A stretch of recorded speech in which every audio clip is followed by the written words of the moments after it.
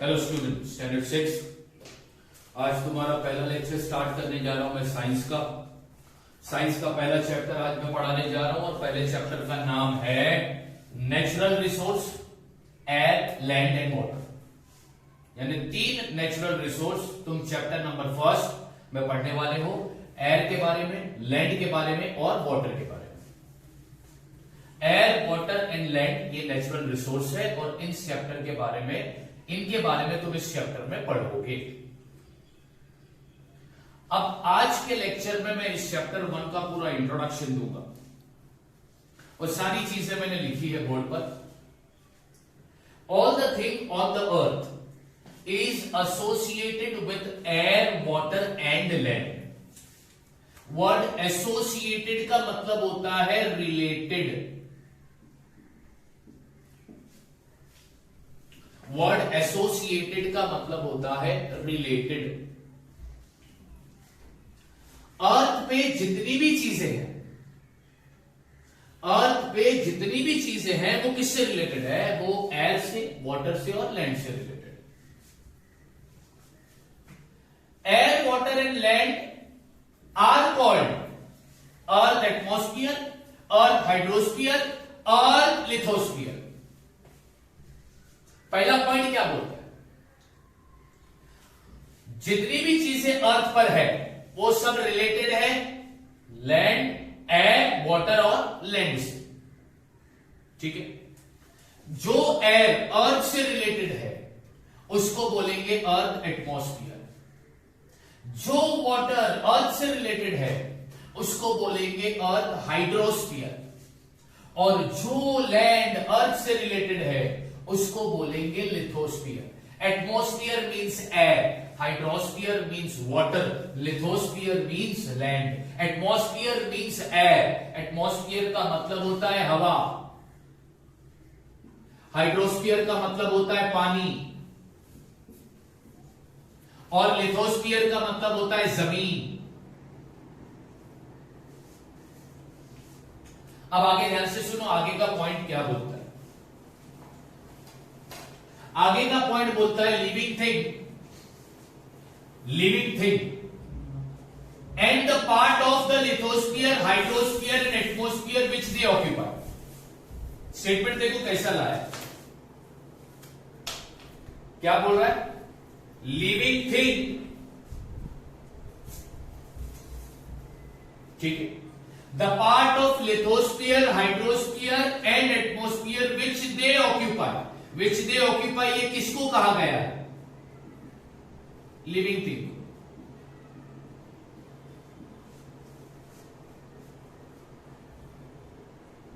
Living thing ने lithosphere, hydrosphere और atmosphere का जो पार्ट ऑक्यूपाई किया है वो पार्ट और लिविंग थिंग दोनों को मिला दो तो क्या बनता है? Biosphere.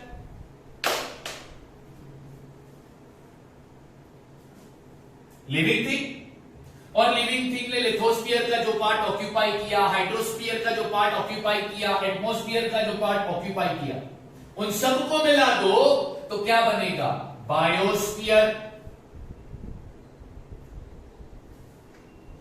This sphere are formed naturally. Atmosphere, lithosphere, hydrosphere ये सारे स्फीयर नेचुरली फॉर्म्ड हुए हैं, इसको इंसान ने नहीं बनाया। एटमॉस्फियर कहां पे मिलेगा? Atmosphere is the layer of the air that surround the earth. Earth के इर्द गिर्द हवा का लेयर घूमता है, उसको बोलते हैं एटमॉस्फियर।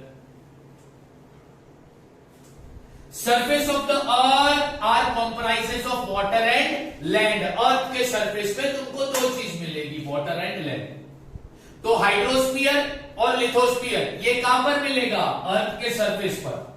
एटमॉस्फियर कहां पर मिलेगा? अराउंड द अर्थ।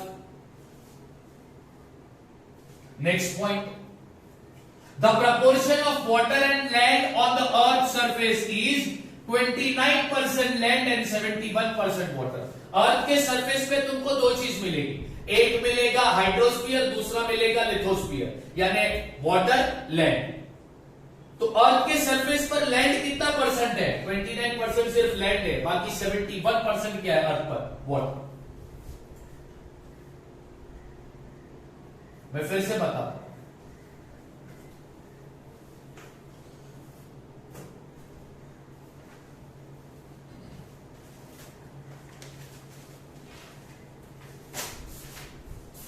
तुमने ये सुना होगा birds, where do we see birds? In the sky. जवाब होगा बर्ड्स कहां पर देखते हैं? स्काई में। Where is the cow grazing? Cow कहां पर ग्रेज कर रही है, कहां पर चढ़ रही है? Land.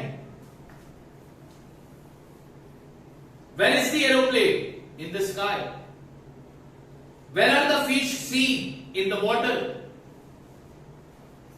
On what is the boat floating? Water. तो एयर, वाटर और लैंड, ये तीनों चीजें सारी लिविंग थिंग के जिंदा रहने के लिए जरूरी है। जितनी भी लिविंग थिंग्स है वो एयर, वाटर, लैंड से अपनी बेसिक जरूरत को पूरा करते हैं। तो एयर, वाटर और लैंड को हम क्या बोलेंगे? Natural resources.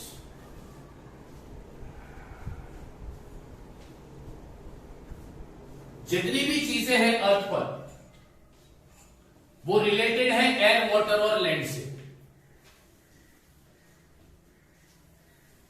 एयर को एटमॉस्फियर बोला जाता है, वाटर को हाइड्रोस्फियर बोला जाता है और लैंड को लिथोस्फियर बोला जाता है। सवाल यह आता है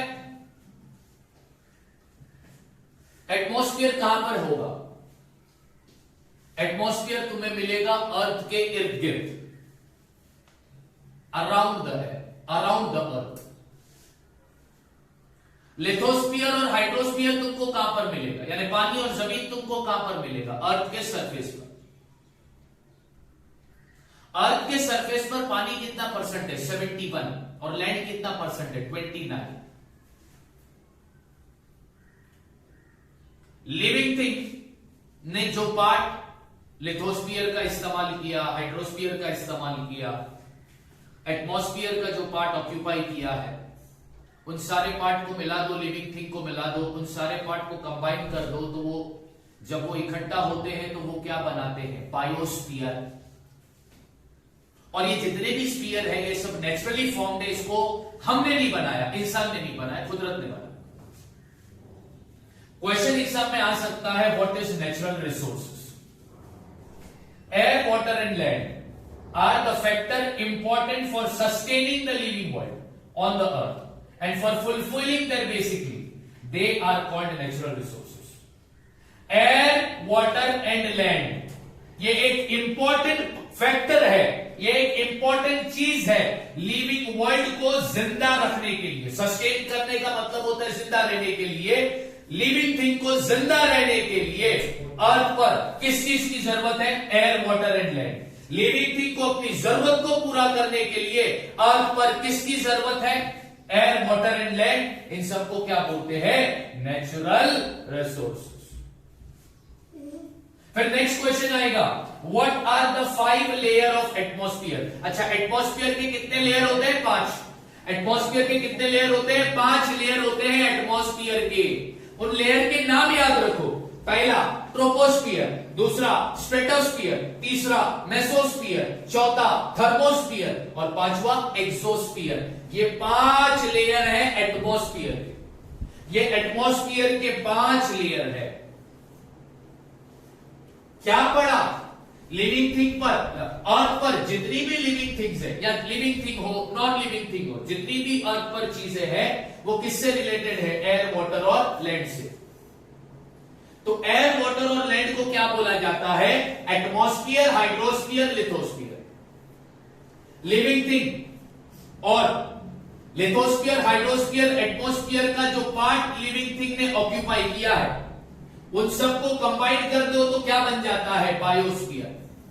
सारे स्फीयर नेचुरली फॉर्म्ड हुए हैं, नेचुरली बने हैं, मैनमेड नहीं है। एटमॉस्फियर ये एक हवा का लेयर है जो अर्थ के इर्द गिर्द घूमता है। अर्थ के सरफेस पर हमको वाटर और लैंड मिलता है। वाटर का परसेंट 71% है और लैंड का 29। फिर ये दो question, what is natural resources, what are the 5 layers of atmosphere. ये दो क्वेश्चन याद रखना। एयर, वाटर और लैंड की जरूरत हर लिविंग थिंग को जिंदा रहने के लिए है, हर लिविंग थिंग को अपनी जरूरत को पूरा करने के लिए है। इसी वजह से एयर, वाटर और तुम्हारा लैंड को क्या बोला जाता है, नेचुरल रिसोर्सेज। नेचुरल रिसोर्सेज का इसको नेचुरल रिसोर्सेज इसलिए भी बोलते हैं क्योंकि ये नेचुरली बने हैं, इसको हमने नहीं बनाया। तो ये था मेरे 6th स्टैंडर्ड के बच्चों आज का हमारा इंट्रोडक्शन लेक्चर। इसको नोट डाउन करके रख देना। अब नेक्स्ट वीडियो में हम पढ़ेंगे एयर और लैंड के बारे में। Thank you.